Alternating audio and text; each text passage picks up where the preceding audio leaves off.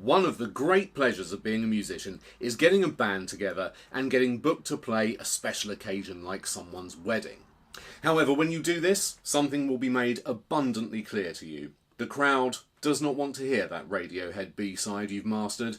They do not want to hear your self-penned instrumental odyssey either. They want upbeat, familiar-sounding stuff so that the dads can drunk dance and desperately try to impress the bridesmaids. It's just how things work. So, to make this enterprise successful, you're going to need to learn a few new tricks of the trade. So, stick around because I've got a few ideas for you in a R&B soul style. Okay, let's say for argument's sake, our first song goes like this.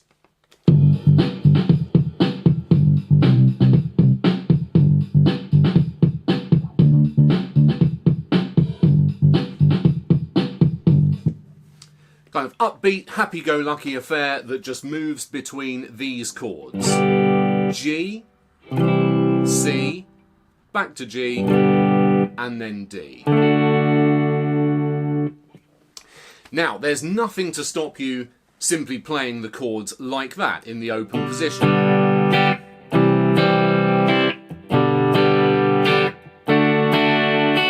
It's a little bit folk club though. You might find it's a little bit too busy in a mix like that, especially if your soul band is lucky enough to have a few singers, keys, maybe even brass.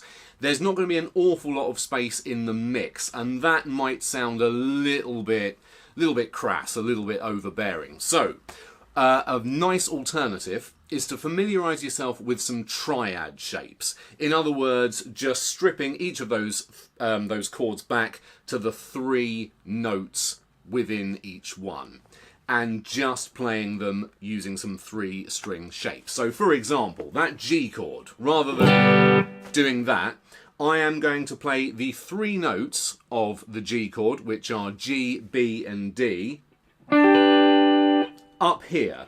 So we have the D note on the 7th fret of the G string, the G note at the 8th fret on the B string, and the B note at the 7th fret on the E string. It's a D chord shape, basically. We've just moved it up to there. So that's going to be our G chord. Then for C, I'm going to play this. So we have the C and the G at the 8th fret, like so, just barring with the first finger, and then playing the E note at the 9th fret on the G string.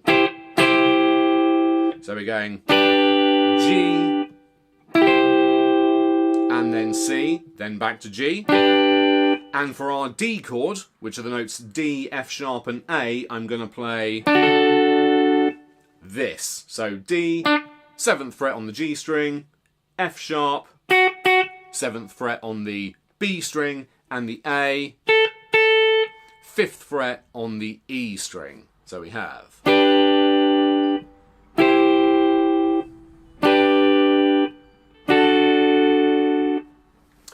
And by playing them like that, we're getting a crisper, cleaner sound. It tends to sit a bit nicer in a busy mix. Now, the other thing you're going to want to do rhythm-wise, you're not going to want to do too much, typically. We're going to focus in on the backbeat here. We're going to land our chords on beats 2 and 4 of the bar. And we're going to make them quite short and staccato. Easiest way to do that, just release the pressure with the fretting hand immediately after strumming it. So we have 1, 2, 3, 4. 1, 2, 3, 4. 1. Not too dissimilar to what you'd hear in reggae. Let's hear how that sounds with our track.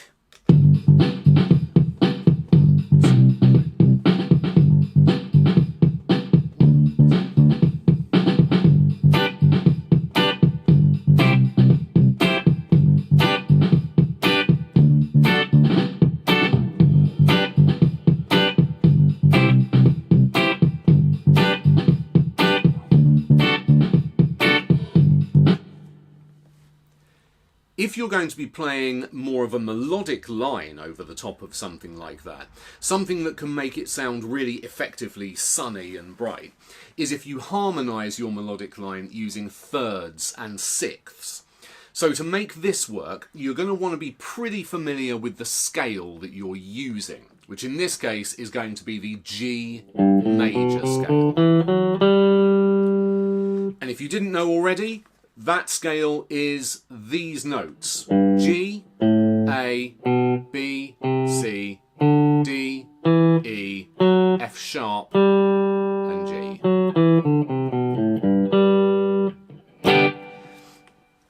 Now, the reason that's important to know is because you're going to want to be able to work out what note is either 3 notes or 6 notes above any given note within the scale. So, for example, our melody is likely to contain a G note.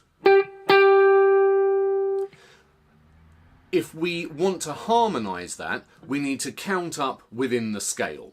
So 3 notes above G is going to be G, A, B. So if you play a G with a B note,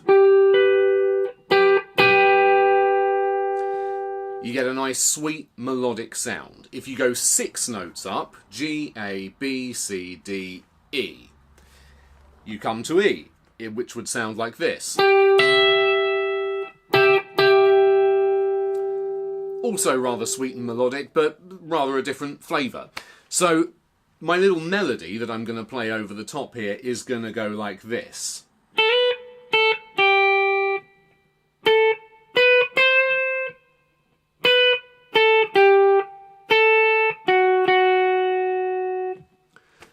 Which is the notes A, B, G, A, B, C, B, A, G, A, F sharp. But I'm going to harmonise it. So that first bit, I'm going to include the 6th, like so. And then for the next bit, I'm going to switch to thirds. And then sticking with the thirds.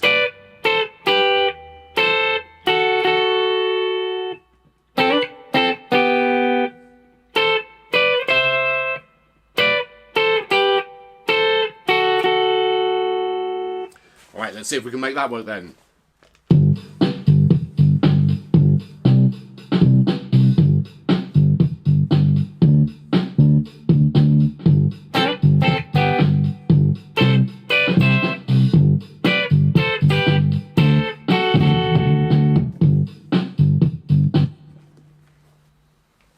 Okay, all well and good, but what if your song requires a little bit more of a funky sort of a riff and you flattered yourself into thinking you might be able to replicate the sound of Stevie Wonder's clavinet playing? Well, let's look at what we can do. First ingredient, I would say, is our old friend E minor pentatonic scale,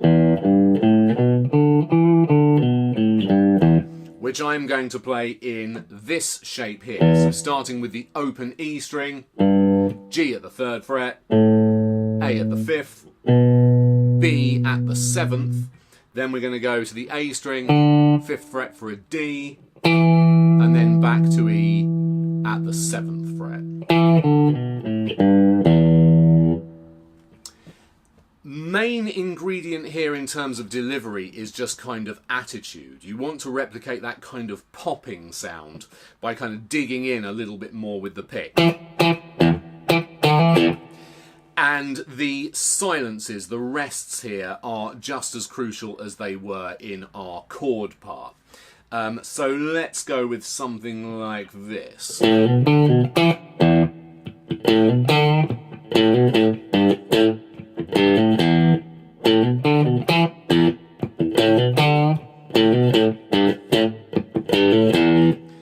And you might have noticed as well, I'm filling that in a little bit with these slightly muted sort of deadened picks of the string, just to give it a little bit of dynamics and a little bit of extra groove.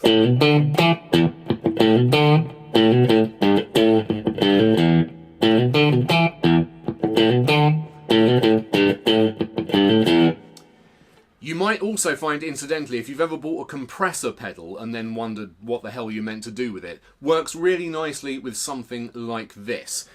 So let's get the band involved.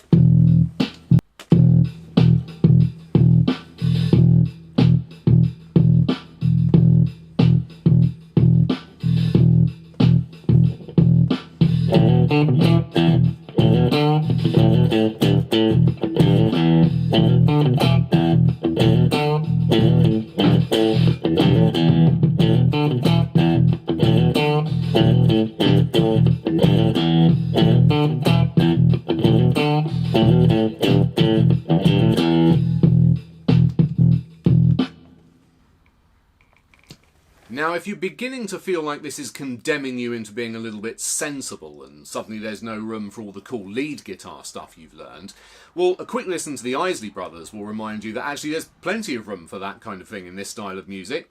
Let's see what we can do over that track. I find it's best within this style, keep the scale lead ingredients fairly simple. So we're going to stick with E minor pentatonic and we're going to move up to the perhaps more familiar area of the neck for that scale, the 12th position.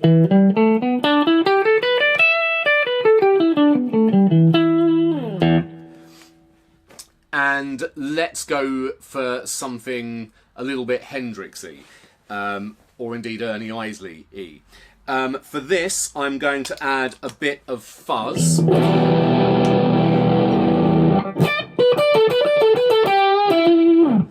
And also, if you have such a thing, you might enjoy adding a bit of an octave effect as well.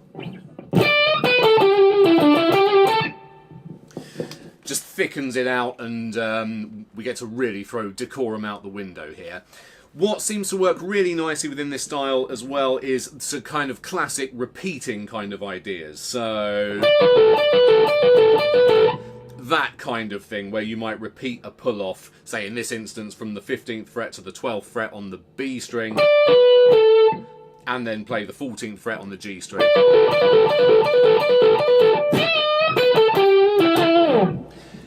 You know, that area of the neck, basically. Let's give that a try.